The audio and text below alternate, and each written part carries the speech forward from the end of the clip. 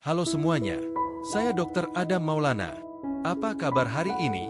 Semoga Anda dan keluarga selalu diberikan kesehatan, ketenangan, kebahagiaan, serta kesehatan yang terus terjaga. Terima kasih sudah kembali bersama saya. Pada setiap pembahasan, saya berharap kita bukan hanya mendapatkan informasi mengenai kesehatan telinga, tetapi juga belajar untuk lebih menghargai tubuh dan memahami bahwa setiap kondisi membutuhkan perhatian yang berbeda. Pada kesempatan kali ini, kita akan melihat sebuah video sebagai reaktion edukasi mengenai proses pembersihan telinga pada pasien yang memiliki kondisi gendang telinga yang mengalami robekan. Tayangan seperti ini memberikan pelajaran penting bahwa kondisi telinga setiap orang tidak selalu sama.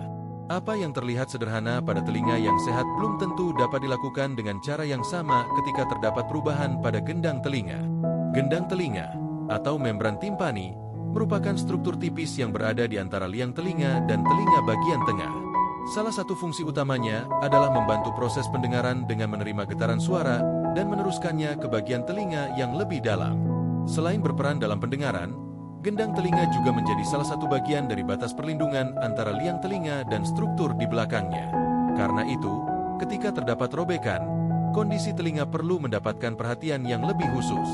Dalam video yang kita amati, perhatian utama bukan hanya pada kotoran telinga yang terlihat, tetapi juga pada kondisi gendang telinga pasien. Ketika gendang telinga tidak berada dalam kondisi utuh, proses pemeriksaan dan penanganan harus mempertimbangkan keadaan tersebut.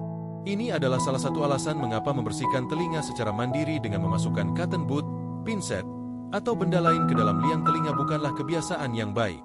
Kita tidak dapat mengetahui kondisi bagian dalam telinga hanya berdasarkan apa yang terlihat dari luar.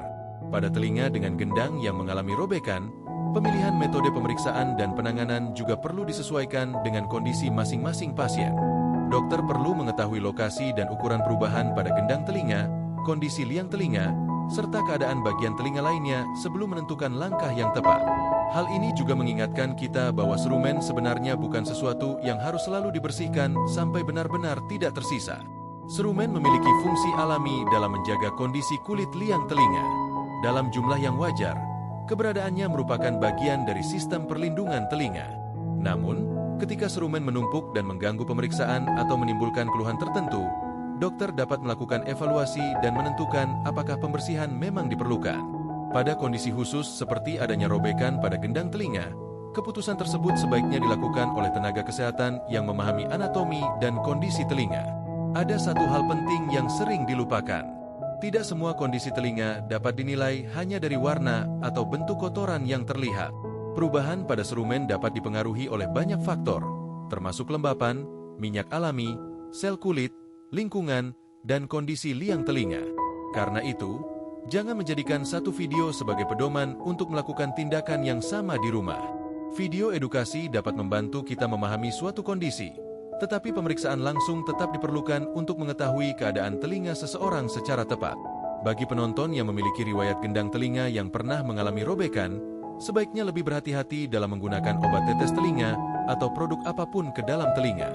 Tidak semua produk cocok untuk setiap kondisi, sehingga penggunaannya sebaiknya berdasarkan arahan tenaga kesehatan.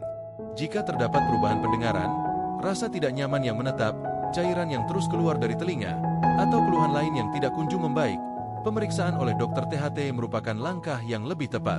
Dengan pemeriksaan langsung, kondisi liang telinga dan gendang telinga dapat dinilai secara lebih akurat. Dari reaktion edukasi kali ini, kita dapat mengambil satu pelajaran besar. Telinga bukanlah bagian tubuh yang sebaiknya diperlakukan secara sembarangan. Struktur di dalamnya sangat kecil dan memiliki fungsi yang saling berkaitan. Karena itu, semakin kita memahami anatominya, semakin kita menyadari pentingnya melakukan perawatan dengan hati-hati. Jangan merasa bahwa semakin sering telinga dibersihkan berarti semakin sehat. Telinga memiliki mekanisme alami untuk menjaga dirinya sendiri. Yang kita perlukan adalah menjaga kebersihan secara wajar, menghindari kebiasaan memasukkan benda terlalu dalam, dan mencari bantuan profesional ketika terdapat kondisi khusus. Semoga reaktion edukasi ini memberikan wawasan yang bermanfaat bagi kita semua. Ingat, setiap telinga memiliki kondisi yang berbeda, sehingga pendekatan yang tepat juga dapat berbeda pada setiap orang. Pesan moral hari ini adalah, jangan menilai kesehatan hanya dari apa yang terlihat. Kenali tubuh kita. Jangan terburu-buru melakukan sesuatu yang belum kita pahami, Dan jangan ragu mencari bantuan tenaga kesehatan ketika kondisi membutuhkan perhatian khusus. Merawat tubuh dengan pengetahuan dan kehati-hatian adalah salah satu bentuk rasa syukur atas kesehatan yang telah Tuhan berikan kepada kita.